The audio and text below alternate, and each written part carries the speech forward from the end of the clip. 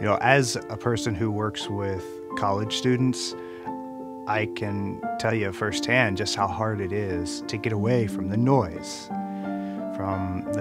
of our phone constantly ringing. Even though if you ask anybody who knows me, I probably don't answer my phone as much as I should. But for many folks, we're constantly attached to our devices, and it's gotten to the point where we feel that, I'd really want to unplug, I want to have that quiet, but I also feel like I have a responsibility to be available for people. And if they try calling me and I have my phone turned off, well then am I really doing what I should be doing?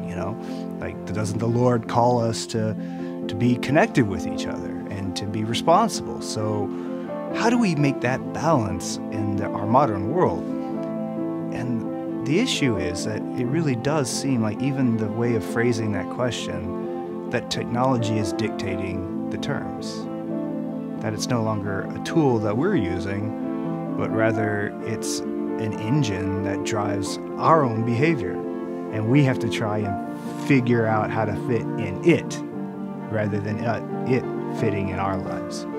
One of the great things about Lent is it's a time for big picture thinking and to asking those kinds of important questions. While as useful as the phone may be, or how great Google might be, or the internet or television or any of these devices, how do they fit in the big picture of my life and who I want to be? What kind of family person do I want to be? What kind of brother or sister? What kind of mother or father? What kind of coworker? And if we can sit back and look at our life and say, I'm exactly how I think the Lord wants me to be and how I want to be, well then fine, great, you've got it.